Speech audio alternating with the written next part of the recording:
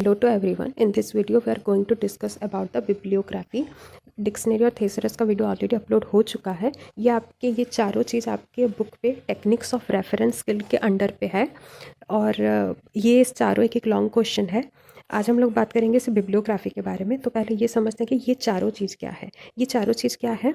एक reference skill है। Reference मतलब जब हम लोग किसी कहीं से कुछ इन्फॉर्मेशन निकालने के लिए जिस चीज़ का जो हेल्प लेते हैं उसको बोलते हैं रेफरेंस। और जब हमारे में काबिलियत होती है कि उस रेफरेंस को हम लोग यूज़ कर सके उसको बोलते हैं रेफरेंस स्किल।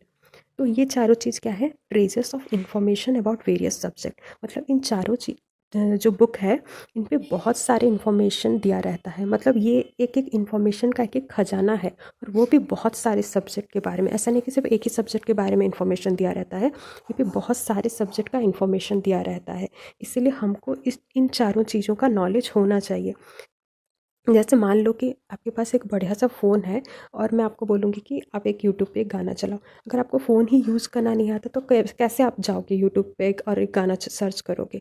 वैसे ही बात है, अगर आपके पास एक डिक्शनरी है, थेसरस है, इंसाइक्लोपीडिया है और आपको यूज़ करना नहीं आता कि उस पर क्या चीज़ है, कैसे करके हम वहीं से इंफॉर्मेशन निकाल सकें, तो वो भी कोई फ़ायदा नहीं होगा। तो हमारे में एक काबिलियत होना चाहिए या एक स्किल होना चाहिए जिससे हम इन चारों चीज़ों का हेल्प ले सकें। उस हेल्प मतलब उस स्किल को बोलते हैं रेफरेंस स्किल। ओके, तो आज हम लोग सिर्फ बिब्लियोग्राफी के ही बारे में बात करेंगे। तो देखो, बिब्लियोग्राफी बहुत ही इजी कॉन्सेप्ट है।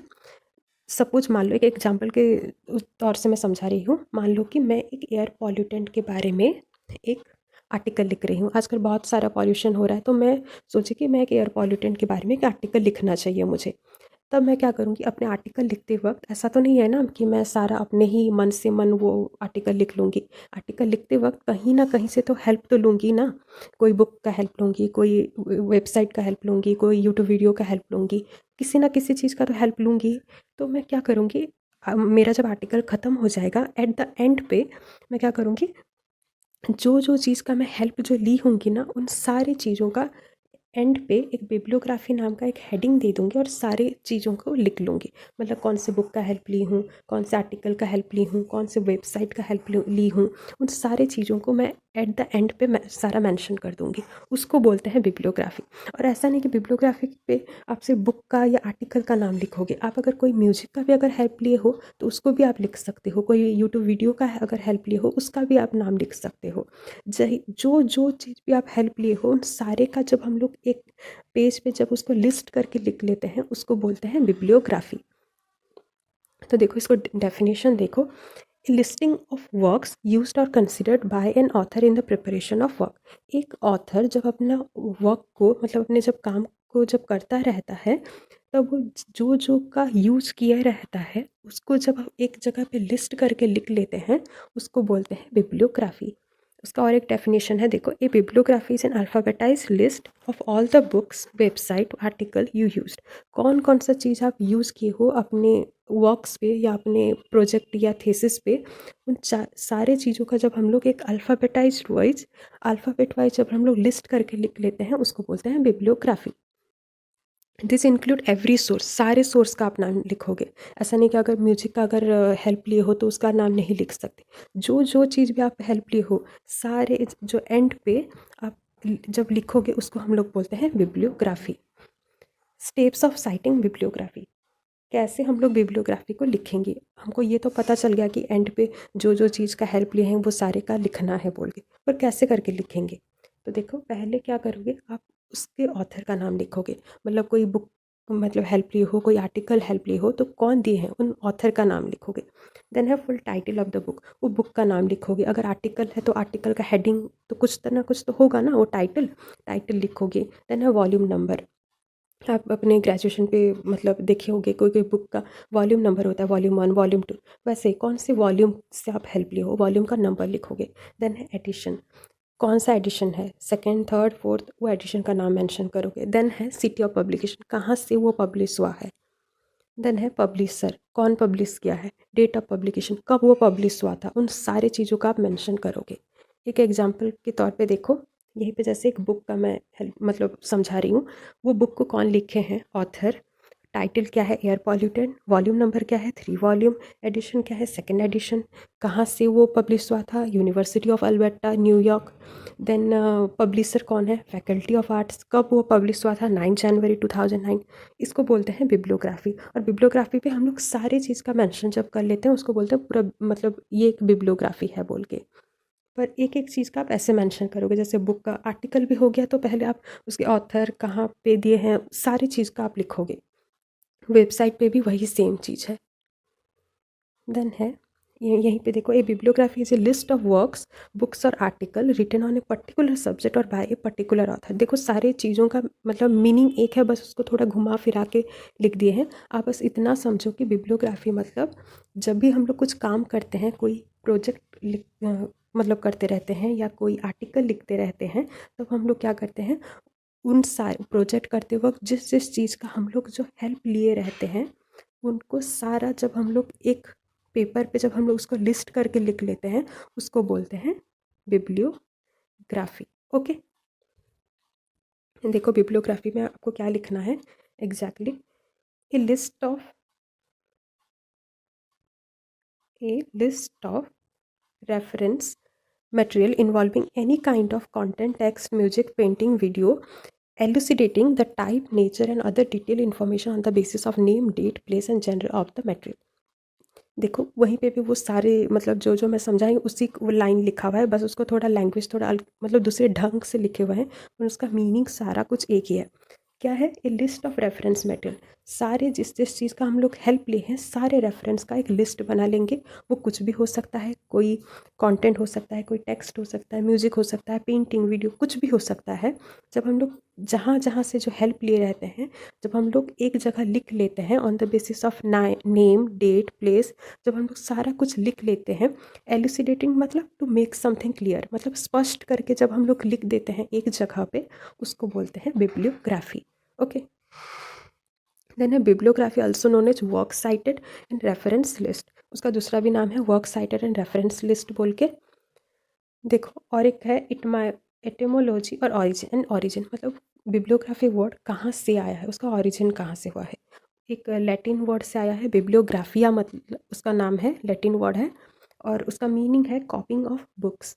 ओके, देन है बिबली मतलब बुक्स, ग्राफिया writing. The concept was in practice by Greek writer in the first 3 century AD and was referred as a copying of books by hand। ये बिब्लियोग्राफी को पहले कौन यूज़ किए, पहले ग्रीक राइटर लोग पहले यूज़ किए। और कब वो यूज़ कर रहे थे, फर्स्ट 3 सेंचुरी AD, पहले पहले फर्स्ट 3 सेंचुरी पे ये पहले यूज़ किए, मतलब ऐसे उनको ऐसे लगा कि मतलब बिब्लियोग्राफी होना चाहिए एंड पे बोल के। यहीं पे थोड़ा हिस्ट्री उसका थोड़ा दिया हुआ है, उसको हिस्ट्री को थोड़ा पढ़ लेना। देखो यहीं पे और एक डेफिनेशन है, उसका मीनिंग भी वही है, a bibliography is a list of books, articles, speeches, private records, diary, website and other sources you use when researching a topic and writing a paper. अगर कोई आप टॉपिक का कोई रिसर्च कर रहे हो या कोई पेपर लिख रहे हो, जिस जिस चीज़ का आप हेल्प लिए हो, जब हम लोग उसको सारे एक जगह पर लिस्ट करके ऐसे लिख लेते हैं उसको बोलते हैं bibliography. The bibliography will appear at the end of your paper, paper के एंड पे लिखोगे। ओके, ऐसा नहीं कि पहले आप लिख लोगे अपना सारा, पहले लिख लोगे मतलब अपना आर्टिकल का टॉपिक के बारे में लिख लोगे और एट द एंड पे वो बिब्लियोग्राफी का हेडिंग आप मेंशन करोगे। The bibliography sometime called as works, उसको कभी कभार वर्क्स भी बोल देते हैं।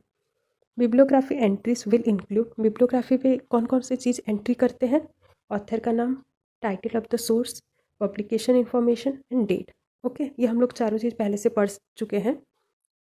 देन है यहीं पे देखो और एक पॉइंट लिखना है, देखो your entry should be listed in alphabetical order by the last name of the author. देखो यहीं पे दो नाम लिखा हुआ है, जेम्स चॉम्स्की एंड ब्रून सेंट, ये दोनों एक ऑथर है। तो आप पहले किस ऑथर के बारे में लिखोगे, देखो उनके सरनेम के बारे, सरनेम का पहला लेटर क्या है, यहीं पे सी है और सेंट एस है, तो पहले आप जेम्स चॉम्स्की के बारे में लिखोगे, फिर ब्रून सेंट के बारे में लिखोगे। ओके, then है if you are using two publications that are written by the same author, the order and format will depend on the style of writing। अगर सपोज मान लो अगर आप किसी चीज़ का हेल्प लिए हो और दो बुक्स या दो वेबसाइट का हेल्प लिए हो जिस पे एक ही ऑथर है, मतलब उन दोनों का ऑथर एक ही है, तो आप पहले कौन सी बुक का नाम मेंशन करोगे, वो किस पे डिपेंड करता है, depend on the style of writing. देखो आगे धीरे धीरे आपको समझ में आएगा कि मैं क्या बोलना चाहती हूँ। देखो ये एक ऑथर है जिनका नाम है जेम्स। वो 2 बुक्स दिए हैं और उन दोनों का आप हेल्प लिए हो। द फार्मूला एक बुक का नाम है उनका, और फॉर्म्स ऑफ लाइफ। ओके, ये वो बुक का टाइटल है। और ये द फार्मूला 2009 पे पब्लिश हुआ था, और फॉर्म्स ऑफ लाइफ, ये लाइफ है, ये 1998 पे पब्लिश हुआ था। ये दोनों क्या है, बुक है, ये हेडिंग है मतलब टाइटल है, उन दोनों का ऑथर क्या है, एक ही है, जेम्स। और आप इन दोनों का हेल्प लिए हो तो पहले इनका नाम पहले लिखोगे। वो आपके मतलब बहुत सारे डिफरेंट डिफरेंट राइटिंग स्टाइल है, वो आपके राइटिंग स्टाइल पे डिपेंड करता है। देखो इन एमएलए तुराबियन स्टाइल पे अगर एमएलए या तुराबियन स्टाइल पे अगर लिख रहे हो तो पहले आप क्या करोगे, you should list the entry in alphabetical order according to the title of the work. आपका जो टाइटल है उसके अल्फ़ाबेट के वाइज लिखो। जैसे द फार्मूला है और फॉर्म्स ऑफ लाइफ, तो पहले कौन सा वर्ड आ रहा है, यहीं पे देखो टी पहले आया। रुको मैं एक बार,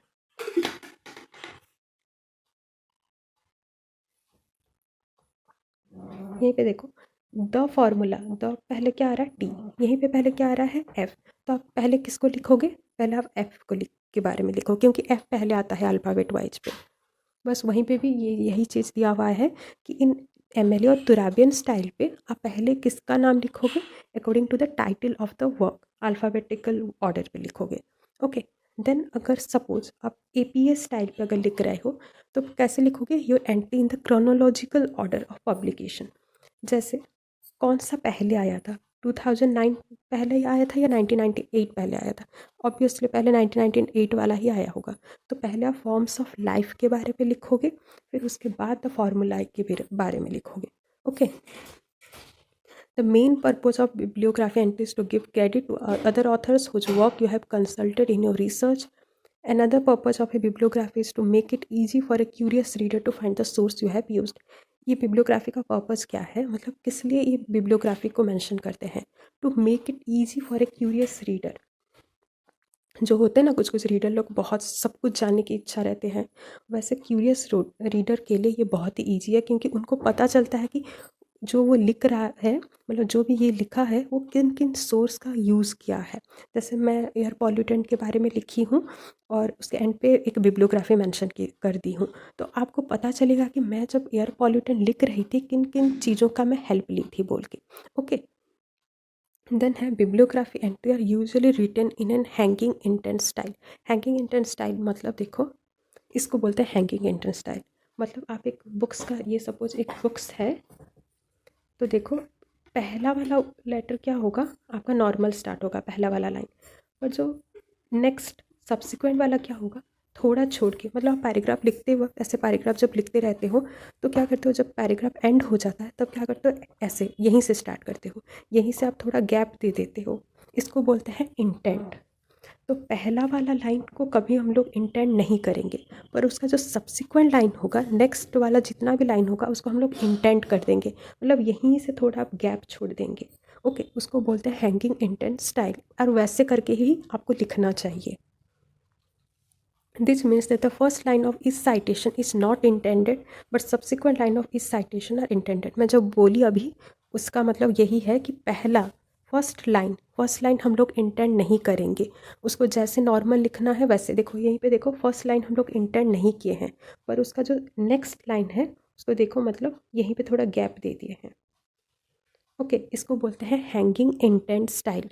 आई थिंक ये पैराग्राफ आपको समझ में आ गया होगा। ये पैराग्राफ पे यही बोल रहा है कि अगर आप 2 बुक्स का हेल्प लिए हो और वो 2 बुक्स का ऑथर एक है, तो आप किस तरह से उसको मेंशन करोगे। अगर एमएलए और तुराबियन स्टाइल है तो आप उनके टाइटल के अल्फ़ाबेट के वाइज लिखोगे, और अगर आप एपीए स्टाइल पे हो मतलब लिख रहे हो तो आप क्रोनोलॉजिकल ऑर्डर, मतलब वो कब पहले आया था वो बुक्स, क्रोनोलॉजिकल ऑर्डर पे लिखोगे।